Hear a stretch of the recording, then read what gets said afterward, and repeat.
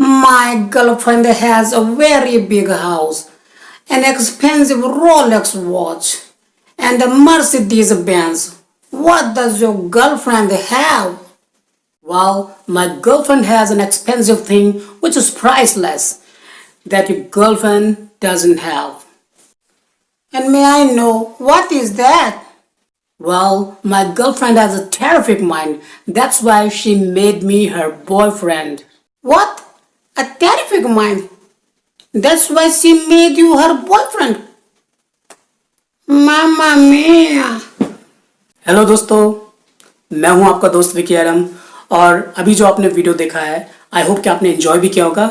इस वीडियो को बनाने के पीछे मेरा यही मकसद है कि आपको पढ़ाई या इंग्लिश का कोई भी कॉन्सेप्ट हो हंसी मजाक में ही समझ में आ जाए, क्योंकि आजकल का जो माहौल है पढ़ाई लिखाई का वो बहुत टेंशन भरा है और आप प्रेशर में रह के पढ़ाई करने लगते हैं।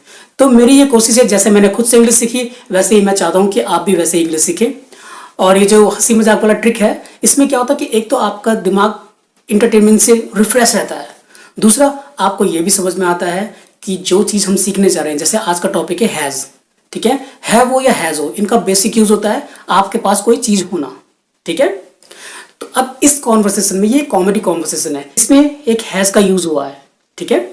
इसमें काफ़ी जगह पे हैज़ का इस्तेमाल हुआ है। इससे आपको एक आइडिया मिलेगा कि हम हैज़ को कैसे कैसे और किस सिचुएशन में यूज़ कर सकते हैं, ठीक है। अगर आपने मेरा पिछला वीडियो देखा होगा तो उसमें हैव का इस्तेमाल मैंने बताया है, तो वो तो आपको आता ही होगा। अगर आपने नहीं देखा है तो लिंक डिस्क्रिप्शन बॉक्स में है, आप देख सकते हैं, ठीक है। फिर भी शॉर्ट में बता देता हूँ, आई यू वी दे और प्लूरल चीज़ों के साथ हैव का इस्तेमाल होता है, ठीक है। अब बात करते हैं हैज़ की। हैज़ का इस्तेमाल होता है ही सी इट या किसी नाम के साथ या किसी भी सिंगल चीज़ के साथ हम हैज़ का इस्तेमाल करते हैं। फॉर एग्जाम्पल, उसके पास एक पेन है, शी हैज़ अ पेन। उसके पास एक बाइक है, ही हैज़ अ बाइक, ठीक है। लेकिन दोस्तों अब जरूरी बात यह है कि जरूरी नहीं है कि हिंदी सेंटेंस में आपके पास ये पास होने वाली बात ही हो।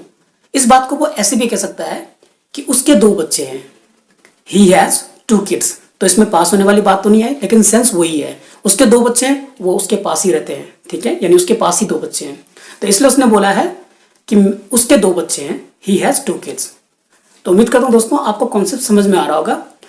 इसके आगे मैं आपको ये चीज़ डिटेल में समझाने वाला हूँ एग्जाम्पल की हेल्प से, ठीक है दोस्तों। बस एक छोटी सी रिक्वेस्ट है, अगर आपको मेरे वीडियो पसंद आते हैं तो प्लीज़ लाइक कीजिए, चैनल को सब्सक्राइब कीजिए और वीडियो को अपने दोस्तों में शेयर कीजिए, ताकि ज़्यादा से ज़्यादा लोग हंसी मजाक में ही इंग्लिश को समझने लग जाएं, ठीक है दोस्तों।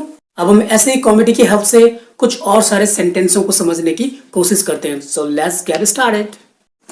तो दोस्तों आज हम सीखने जा रहे हैं स्पोकन इंग्लिश लर्निंग सीरीज का लेसन नंबर 12, जिसमें आज हम सीखेंगे हैज़ के बारे में। हैव की तरह हैज़ का भी मतलब होता है किसी चीज़ का आपके पास होना, लेकिन ये जानना जरूरी है दोस्तों कि हैज़ का यूज़ हम किसके साथ करेंगे। तो चलिए समझते हैं। ही शी इट एनी नेम, यानी कोई भी नाम हो, या एनी सिंगल थिंग या किसी भी सिंगल चीज़ जैसे कुत्ता बिल्ली, इनके साथ हम हैज़ का यूज़ करते हैं।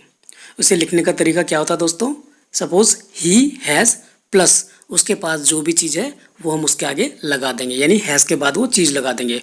फॉर एग्जाम्पल, उसके पास एक पेन है तो हम इसे कहेंगे ही हैज़ अ पेन, यानी कि उसके पास एक पेन है। तो चलिए इसको अच्छे से समझने के लिए कुछ और एग्जाम्पल देखते हैं। ही हैज़ अ कार, उसके पास एक कार है।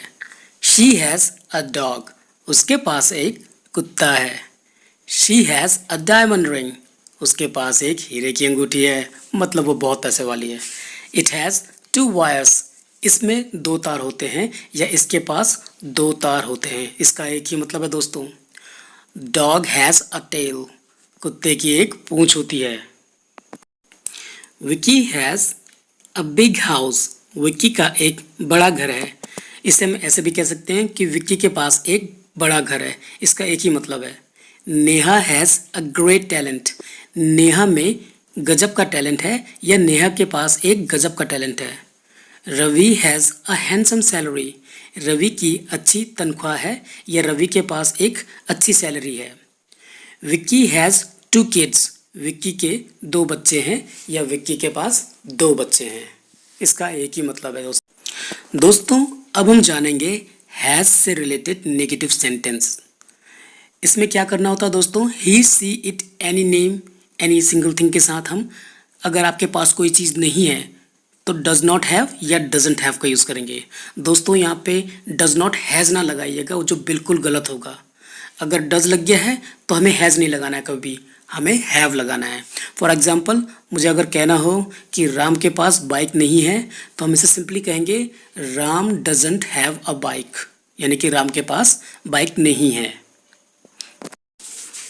Rocky does not have a bike, Rocky के पास बाइक नहीं है। Neha doesn't have a puppy, Neha के पास एक पपी नहीं है, पपी मतलब कुत्ते का बच्चा। She doesn't have a watch, उसके पास घड़ी नहीं है।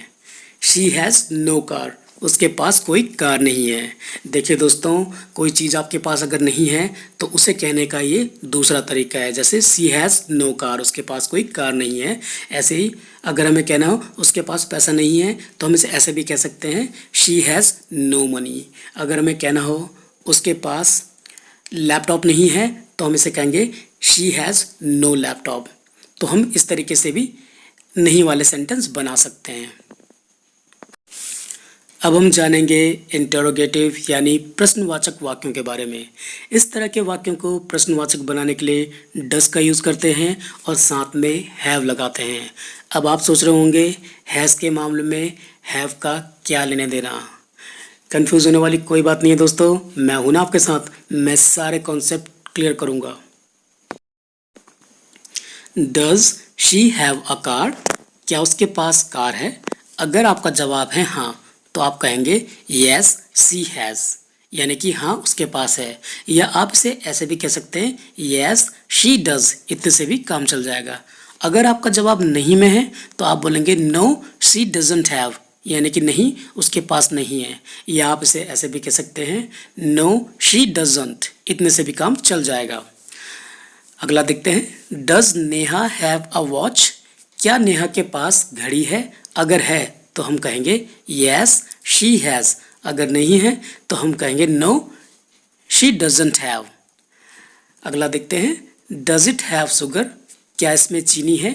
अगर है तो हम बोलेंगे यस इट हैज़, अगर नहीं है तो हम बोलेंगे नो इट डजंट हैव। दोस्तों अब समझने वाली बात यह है कि यहाँ पे हैज़ की जगह हैव क्यों नहीं लगाया। तो दोस्तों इसमें बहुत ज़्यादा दिमाग लगाने की कोई ज़रूरत नहीं है, क्योंकि ये स्पोकन इंग्लिश है। बस आपको एक बात ध्यान में रखनी है कि अगर डज लग गया जहाँ पे या डज नॉट लग गया तो कभी भी हैज़ का इस्तेमाल नहीं होता है, वहाँ पे हम हमेशा हैव लगाते हैं। और जो भी सेंटेंस ऐसे होते हैं कि क्या राम के पास ये है या क्या नेहा के पास वो है, तो इस तरह के सेंटेंस जब भी हो तो वो डज से स्टार्ट होंगे। यहाँ पे डज का मतलब क्या होता है, और आपको ये भी याद रखना है कि डज कहाँ पे लगता है। डज लगेगा ही सी इट और किसी नाम के साथ, जो कि रूल में आपको हमेशा समझाता हूँ। तो उम्मीद करता हूँ दोस्तों आज का ये लेसन आपको पसंद आया होगा। पसंद आया तो लाइक कीजिए, चैनल को सब्सक्राइब कीजिए और दोस्तों में शेयर कीजिए। Thanks for watching.